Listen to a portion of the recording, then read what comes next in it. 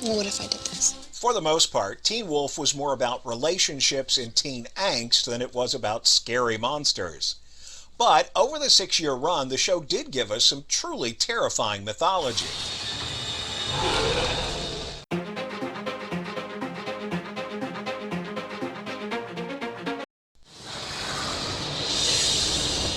At number 10 on my list of the most terrifying Teen Wolf creatures, it's the Anukete. While it looked terrifying, a little bit like a skinned weasel if I'm being honest, this creature couldn't do much physically and was more acting out of its own fear and a desire for self-preservation. The Anukete could generate irrational fear in large numbers of people across large areas.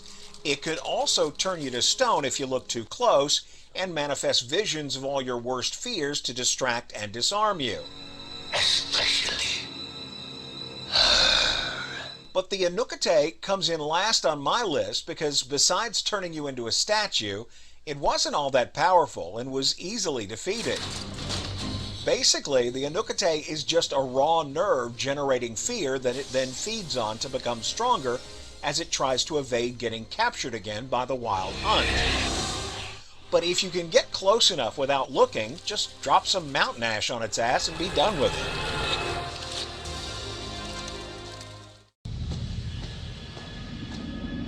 Next up, it's Demon Ninjas. The Oni are at number 9 on my list of most terrifying Teen Wolf things.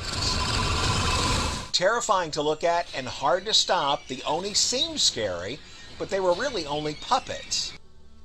At the start of their arc, Nishiko sent them out to find out which one of Scott's pack was possessed by the Nogitsune. They literally just wanted to stare deeply into your eyes and then mark you as clean. And they were completely harmless, unless you tried to stop them from completing that mission.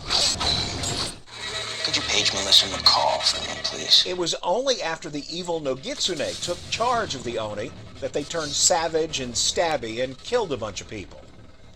So you shouldn't really fear the Oni. You should fear whoever is controlling them. I'm just so hungry! At number 8 is a creature we didn't see too much of on the show, but I found them immediately terrifying. Wendigos are scary because they eat people. They don't have some big master plan to take over the world. They're not particularly evil. They're just hungry. And you are on the menu. I couldn't help it. I'm so hungry. I didn't even find these displays of teeth and bloody biting all that scary. What scared me was the big refrigerator in their house with more than a dozen human bodies. They were all hanging there like cattle carcass. That's you. That's where you would end up in this scenario, and that is terrifying. At number 7, I've ranked the out-of-control alpha, Peter Hale, in Season 1. I've said before, when you see a werewolf in this state of full beast mode transformation, you can count on 2 things. It is very angry, and it is not very smart. Super fast and super strong, alphas in this state are near perfect killing machines. Big, dumb killing machines.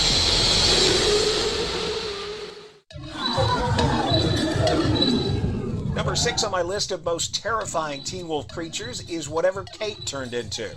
I mean, we called her a were-jaguar, but that woman had some serious powers from an Aztec god working for her. She did that whole de-aging thing with Derek that still has yet to be explained. She could also manufacture and command her bear skull boys to totally F you up. Kate was a scary badass before she turned. She became truly terrifying once she came back. The Beast of Gévaudan lands solidly in the middle at number 5 on my list. I'm talking here about the original 18th century version, not the confused Dread Doctor remix.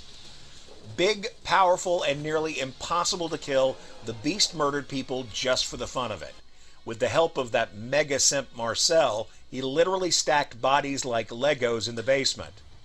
This kind of killer scares the crap out of me because there's no pattern.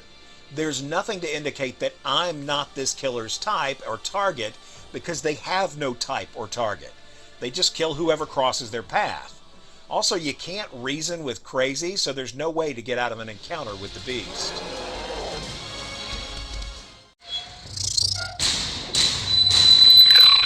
Speaking of the Dread Doctors, they are number 4 on my list of terrifying Teen Wolf creatures. The Dreads are literally the boogeyman from children's stories. They come in the night and take you away. That's scary, but what's truly terrifying is that they then change you into something scary. Well, first they bury you alive, which is a particular fear of mine, but then when you claw your way out of the grave, you're not yourself anymore. If that weren't enough, the Dread Doctors then judge you and kill you if you don't live up to their impossible standards, which is another particular fear of mine.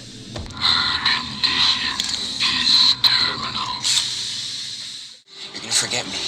I won't. It won't.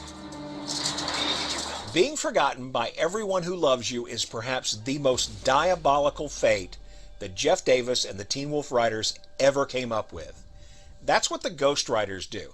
They not only take you away physically, they steal everything about you from the world. There's a saying that is so old that no one remembers who said it first. It goes something like, everyone dies twice. The first time is when you stop breathing, and the second time is when the last person who remembers you stops breathing.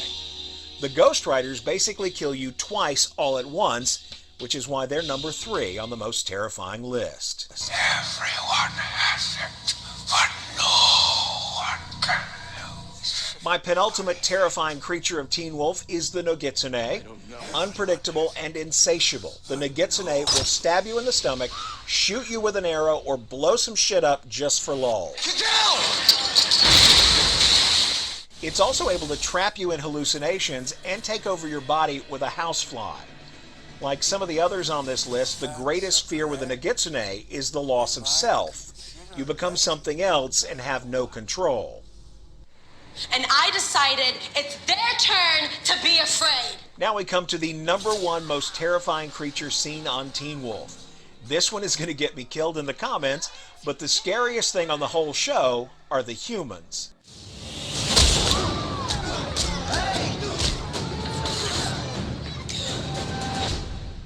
In real life, humans are the most terrifying things ever to live. In Teen Wolf, humans kill more people and do more damage than any other creature on the show. From hunters slicing folks in half to that man-child that controlled the Kanima, humans on this show suck. I mentioned earlier that all the Anukate could do was generate fear. All the stuff the humans did in response to that fear was all inside them to begin with.